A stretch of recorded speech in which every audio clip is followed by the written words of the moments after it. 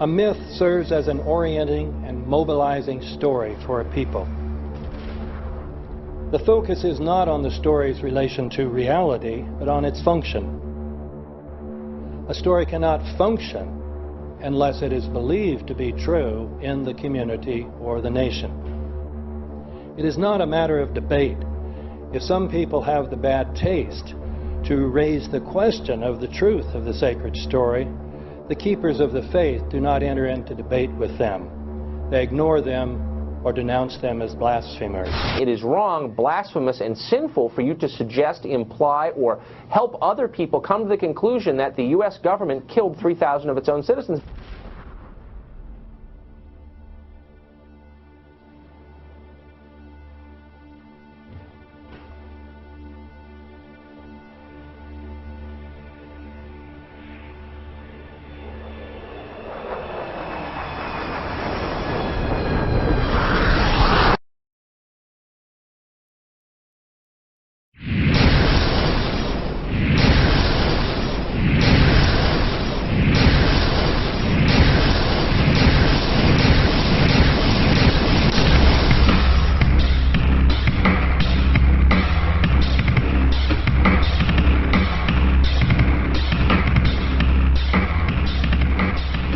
As if a demolition team set off when you see the old demolitions of these old buildings. It looks like one of those scenes of an old building being purposely dynamited and blown up. Anybody who's ever watched a building being demolished on purpose knows that if you're going to do this, you have to get at the under-infrastructure of a building and bring it down. The way the structure is collapsing, this was the result of something that was planned. It's not accidental that the first tower just happened to collapse and then the second tower just happened to collapse in exactly the same way. How they accomplished this, we don't know. The building collapsed to dust. You don't find a desk. You don't find a chair. You don't find a telephone, a computer. The biggest piece of a telephone I found was half of the keypad, and it was about this big. What happened to the concrete? The concrete was pulverized from river to river. There was dust powder 2-3 inches thick. The concrete was just pulverized. In addition to those pictures we've all seen too much on television before, when a building was deliberately destroyed by well-placed dynamite to knock it down. If they had detonated, they were planned to take down a building. Boom, boom, boom, boom, boom. I heard a second explosion. There was a heavy-duty explosion. Then there was some secondary explosions and then the subsequent collapses. An explosion blew and it knocked everybody over. To me, it sounded like an explosion. It sounded like gunfire. Bang, bang, bang, bang, bang. And then all of a sudden, 3 big explosions. We heard a big explosion coming down. And then the entire top of the building just blew up. We saw some kind of explosion. By the force of the explosion. Big explosion. Blew us back into the 8th floor. Then we get to the lobby, there's this big explosion. The lobby looked as though a bomb had exploded there. A huge explosion now, raining debris. It's been a huge explosion. Huge explosion that we all heard and felt. We just witnessed some kind of follow-up explosion. We heard a very loud blast, an explosion. A secondary explosion at Tower 110. That is another bomb going off. He thinks that there were actually devices that were planted in the building. Planted in the building.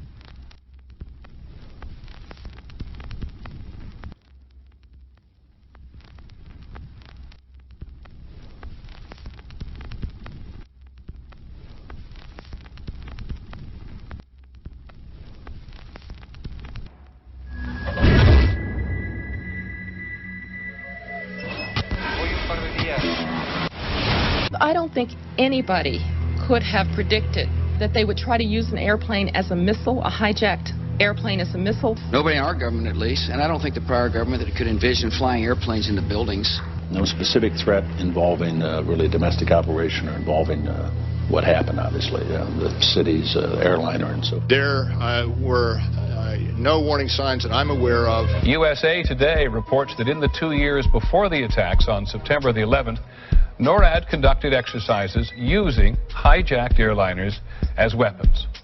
And one target was the World Trade Center.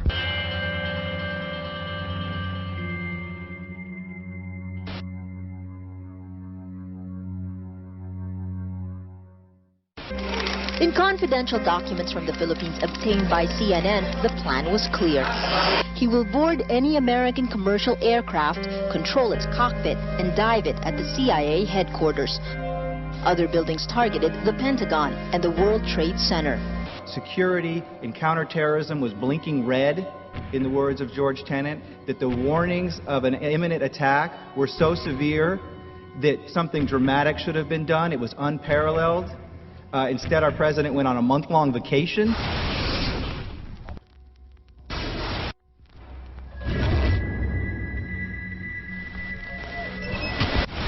The head of Pakistani intelligence at the ISI, Mahmoud Ahmed, requested Omar Sheikh to wire $100,000 to Mohammed Atta, who was the lead hijacker.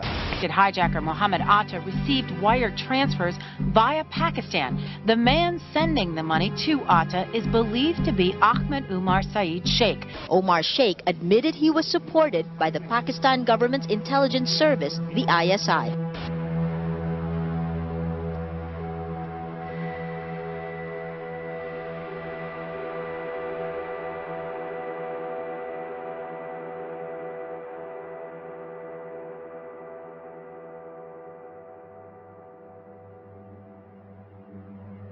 Although we are told that 4 or 5 of the alleged hijackers were on each of the flights.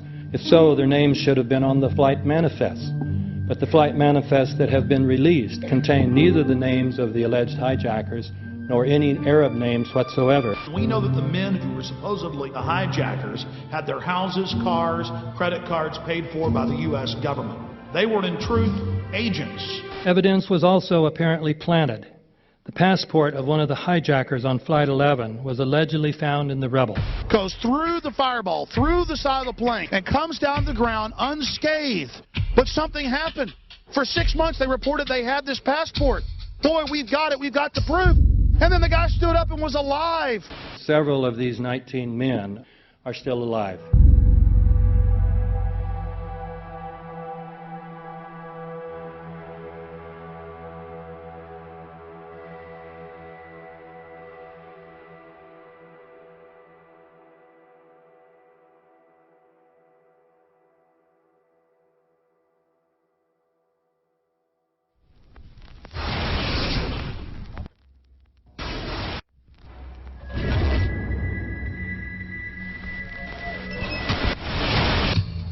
Of course we're after Saddam Hussein, bin Laden. He's...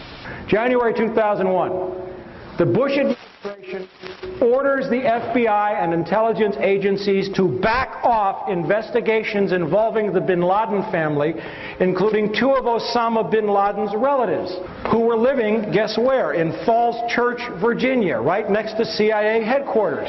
When he was already America's most wanted criminal, he reportedly spent 2 weeks in the American hospital in Dubai, was treated by an American doctor, and visited by the local CIA agent. We have not seen one piece of evidence that links Osama bin Laden directly to the planning stages of September 11th. This failure to provide proof was later said to be unnecessary because bin Laden, in a video allegedly found in Afghanistan, admitted responsibility for the attacks. This confession is now widely cited as proof. But the man in this video has darker skin, fuller cheeks, and a broader nose than the Osama bin Laden of all other videos. We again seem to have planted evidence. In 1976, Osama's older brother Salim bin Laden hired a man in Texas by the name of Jim Bath to handle all the investments in the United States for the bin Laden family. Jim Bath also happens to be a personal, almost lifelong friend and former Air National Guard pilot with George W. Bush. The connections between the Bushes and the bin Ladens become much more clear when George Herbert Walker Bush made trips to Saudi Arabia in 1998 and 2000 to meet with the bin Laden family on behalf of a company called the Carlyle Group.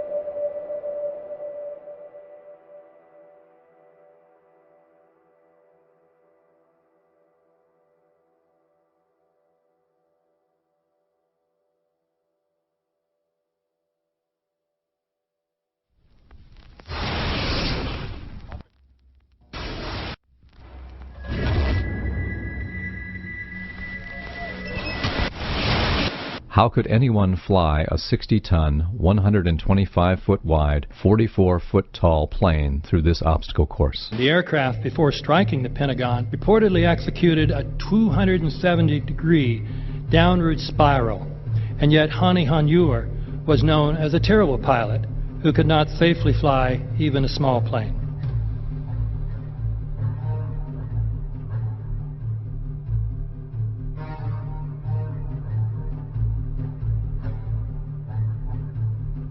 No seats, no luggage, no bodies.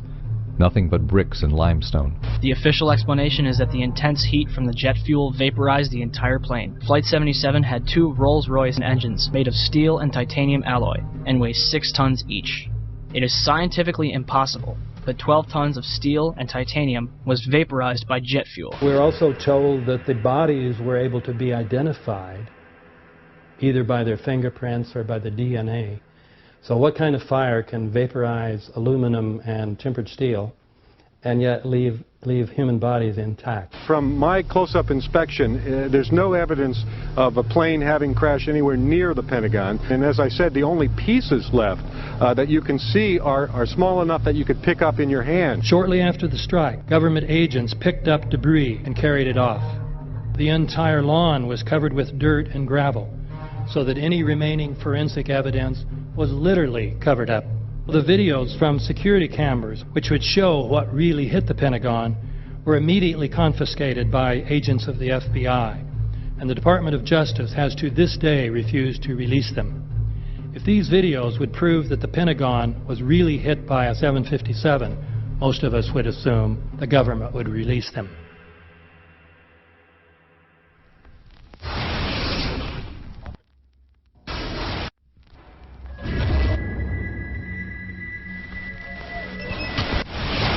It looks like there's nothing there except for a hole in the ground. Basically, that's right. The only thing you could see from where we were was a big gouge in the earth and some broken trees. We could see some people walking around in the area, but from where we could see, there wasn't much left. Any large pieces of debris at all? No, there was nothing that you could distinguish that a plane had crashed there.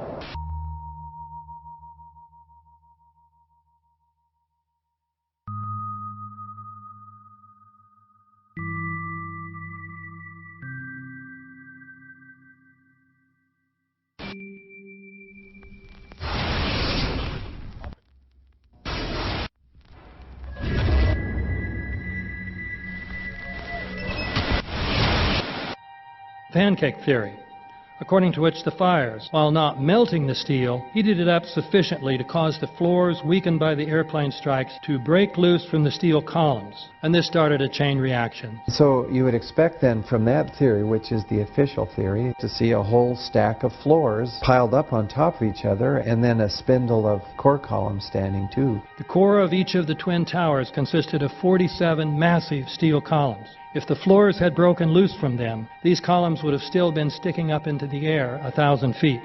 The plane did not cut all those core columns. We designed the buildings to take the impact of the Boeing 707 hitting the building at any location. The building probably could sustain multiple impacts of jetliners. That the plane flew straight into the building. Through him, right. Yeah. So you're saying that the building was actually designed to cope with a hole like that and then still survive? Yeah, it was. If you had dropped, say, a billiard ball from the top of the World Trade Center, 110 floors up there, it would have taken 8 to 10 seconds to hit the ground, encountering no resistance whatsoever. The Twin Towers came down in nearly free fall speed. 200,000 tons of steel shatters and explodes outwards over 500 feet. This means that floors shattered at an average rate of about 10 floors per second. There is no scenario for a pancake effect of buildings falling that allows them to fall at the rate of free fall. Now what can do that? What can move mass out of the way? Explosives.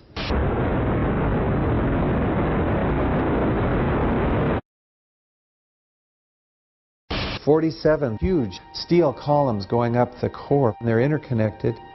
How do you get them to fail simultaneously so the core disappears? It looks like those core columns were cut. The way we do this is by cutting the beam at an angle.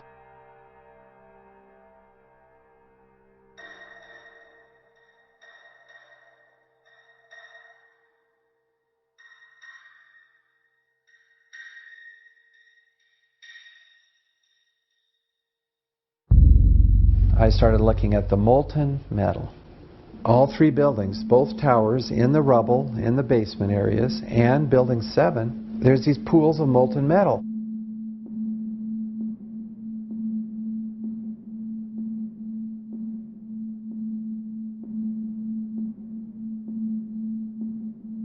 You'd get down below and you'd see molten steel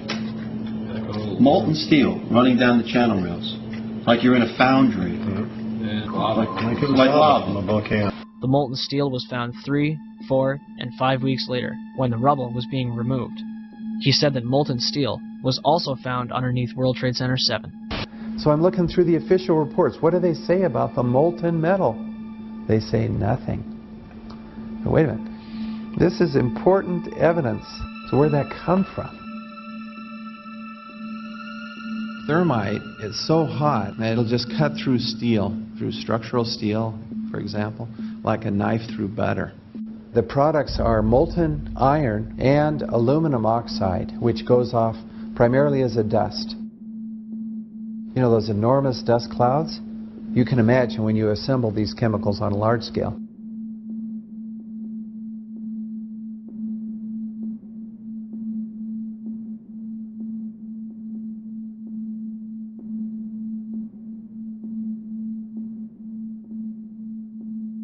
Molten metal pools under both towers after they collapsed, and Building 7. Now, Building 7 wasn't even hit by a jet.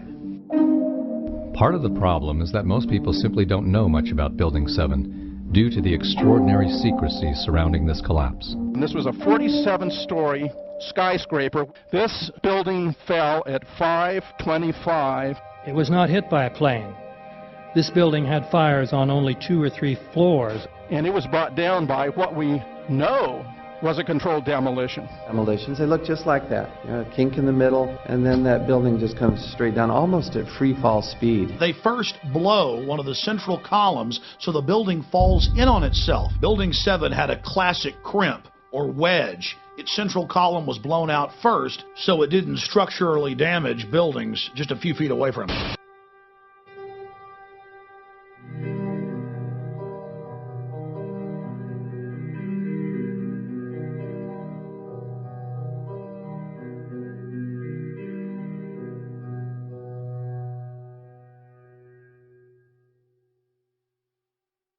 Our office was on the B1 level. As I was talking to a supervisor at 8:46, and all of a sudden we hear, boom!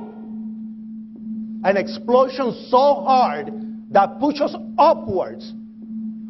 And it came from the basement between the B2 level and the B3 level. And when I went to verbalize, we hear, boom! The impact of the plane on the top. As I'm walking by the main freight corridor building in the corridor, that's when I got blown. I mean, the impact of the explosion threw me to the floor, and that's when everything started happening. All of a sudden, a big impact happened again, and all the ceiling tile was falling down, the light fixtures were falling. You know, you got to go clear across the whole from 1 to 2 World Trade Center, and then all of a sudden, it happened all over again. Something else hit us to the floor. Right in the basement, you felt it. Walls were caving in, everything that was going on. I mean, I know people that got killed in the basement. I know people that got broken legs in the basement. People that got reconstructive surgery because the walls hit them in the face.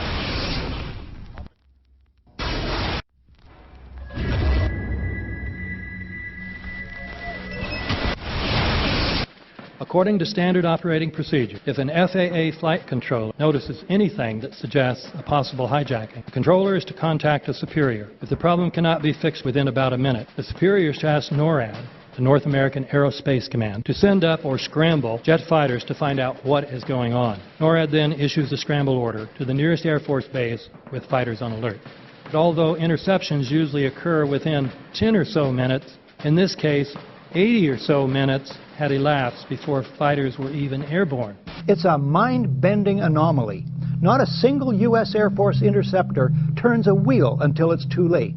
There are no jets at all. What if they were so confused and had been so deliberately confused that they couldn't respond? The reason that they didn't know where to go was because a number of conflicting and overlapping war game exercises were taking place. It involved the insertion of false radar blips onto radar screens in the Northeast Air Defense Sector. Center Team U, we have a problem here. We have a hijacked aircraft headed towards New York. We need someone to scramble some F-16s or something up there to help us out. Is this real world or exercise? Is this real world or exercise? There was another exercise, Vigilant Warrior, which was in fact, according to a NORAD source, a live-fly hijack drill being conducted at the same time. With only 8 available fighter aircraft, and they have to be dispatched in pairs, they were dealing with as many as 22 possible hijacks on the day of 9/11, and they couldn't separate the war game exercises from the actual hijacks.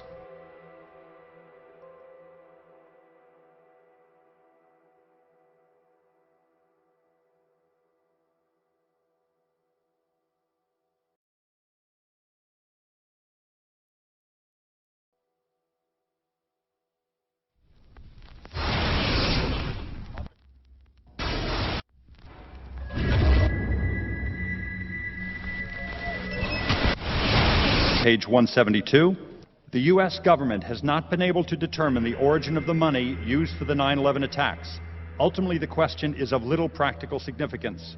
The American authorities have not managed to trace the source of the funding. And then the most amazingly disingenuous statement, ultimately, is it of little consequence. It is of massive consequence. Doesn't it matter who paid for 9/11? The collapse of Building 7 has been recognized as especially difficult to explain.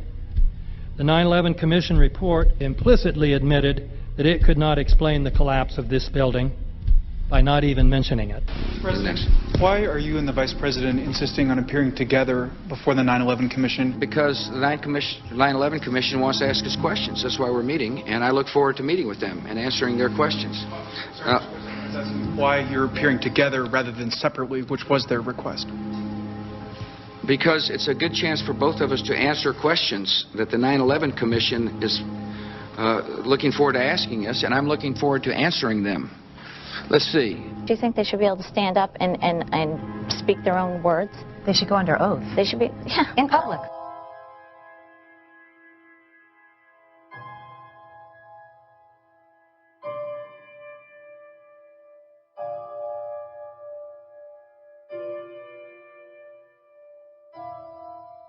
Don't you think that the families deserve to have a transcript or to be able to see what you Adam, said? you asked me that question yesterday. I got the same answer, yeah.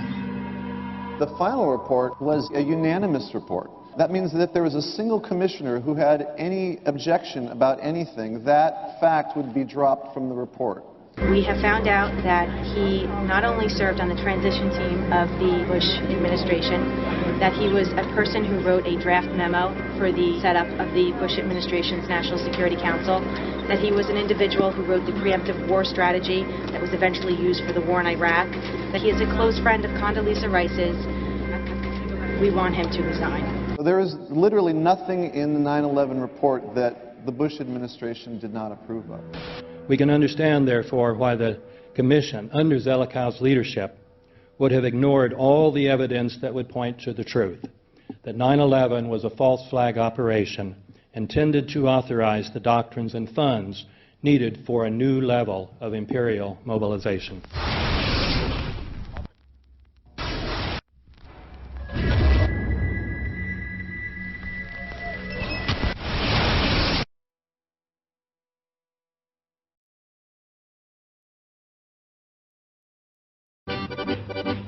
Armed with knives, armed with chemical, biological, nuclear weapons. Fanatics, terrorists, September 11th. September 11th, killers, September 11th, terrorists. Terrorists of Al-Qaeda, terrorists, nuclear weapons, terrorists. 9/11, terror, terrorist, evil. September 11th, September 11th. The terrorists, war and danger. September 11th, terrorism, global terrorism, terrorism, terrorists. Terrorists, terrorists, terrorists, terrorists, the terror. Terrorists, terrorist, terrorism. September 11th, global terrorism, terrorists. Terrorism. September 11th, world terrorism, terrorism. September 11th, global terrorism. September the 11th, terror. Weapons of mass destruction. September the 11th, September the 11th, terrorists. The evil terrorists. Terrorists, no. Terrorism. The words are hypnotically repeated. Terrorism, terrorist, terrorist threat, and of course, believed to be linked to Al-Qaeda. But it's the so-called war on terrorism that's in our faces practically 24/7 as the inescapable focus of our existence. One day, our grandchildren will look back on this time and ask, how was the war on terror won?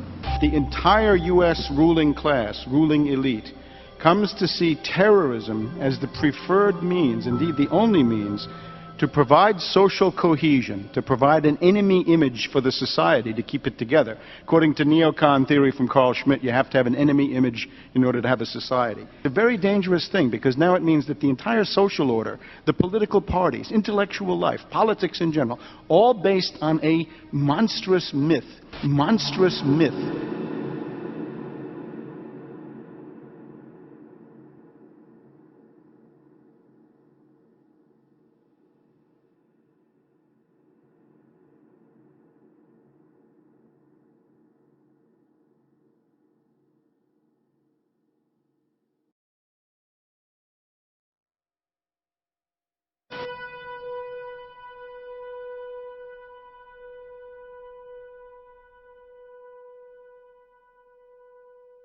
Look, the CIA has done in this country, what they've done to us is unbelievable. Look at the terrorist acts that have occurred. The CIA behind most, if not all of them. We had the Marine Barracks. We had our embassy in Kenya. We had Pan Am 103. We had the USS Cole. We had Oklahoma City. We had the World Trade Center in 1993. That helped the terrorists blow up the World Trade Center the first time. They built the bomb. They got the driver's license. The informant, the FBI informant, a fellow named Salam, a 43-year-old former Egyptian army officer, he was given the assignment to put the bomb together. And he went to his supervisor, his FBI supervisor, and said, we're going to put a dummy bomb in here, right? And the FBI supervisor said, no, we're going to put a real bomb. The FBI actually carried out the attack on the World Trade Center in 1993. They actually hired Ahmad Salam and paid him $1 million and gave him real explosives, a detonator, and told him to build a bomb and to give it to the foolish people that he was controlling to allow them to attack the World Trade Center complex. Unfortunately for them, there were only 6 people killed, not enough to pass the legislation. So what happened is 2 years later, April 19, 1995, down comes Oklahoma City Murrah building, 168 people killed. 1 year later, the anti-terrorism legislation that takes away many of our constitutional rights and civil liberties is passed.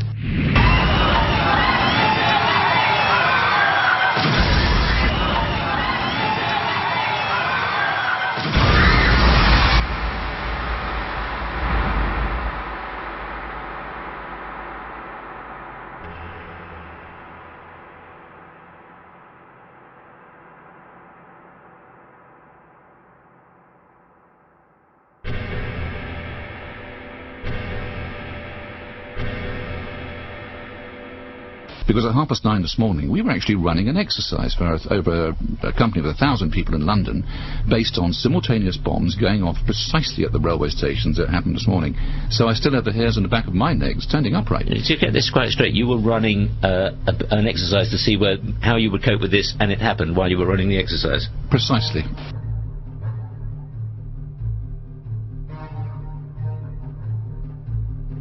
Supposed to believe is some kind of coincidence, there was also an anti-terrorist drill going on 7/7.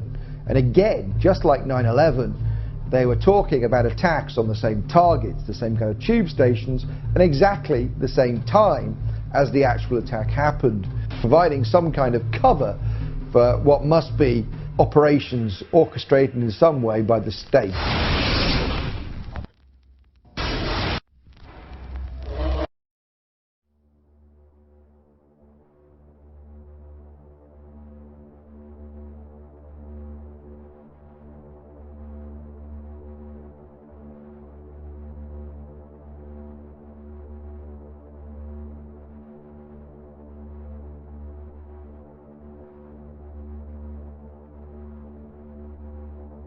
I am absolutely appalled at how much people in this country do not think.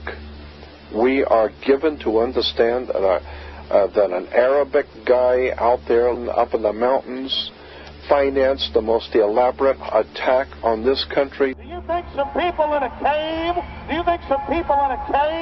were able to have NORAD stand down? Do you think that people in a cave were able to have all of this happen? And when I think about how many Americans were killed in New York City, and believing as I do that this thing was a setup job, this is a textbook operation that Nazis used, and they've used it over and over again. America has been suckered in one more time. I don't have to tell you things are bad. Everybody knows things are bad. The dollar buys a nickel's worth. Banks are going bust. Shopkeepers keep a gun under the counter. Punks are running wild in the street, and there's nobody anywhere who seems to know what to do, and there's no end to it. We know the air is unfit to breathe, and our food is unfit to eat. We sit watching our TVs while some local newscaster tells us that today we had 15 homicides and 63 violent crimes, as if that's the way it's supposed to be. We know things are bad, worse than bad. They're crazy. It's like everything everywhere is going crazy, so we don't go out anymore.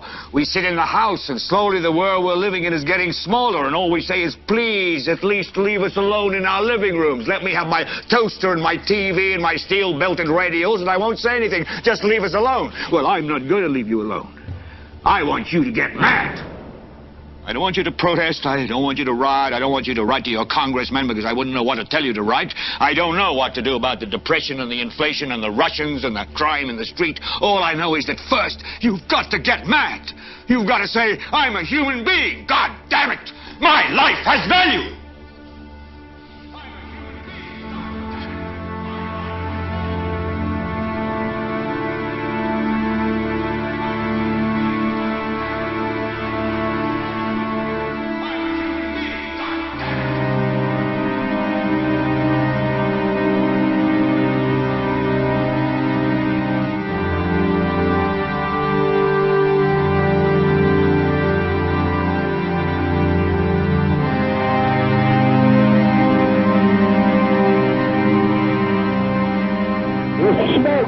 There, 105, 2 pounds.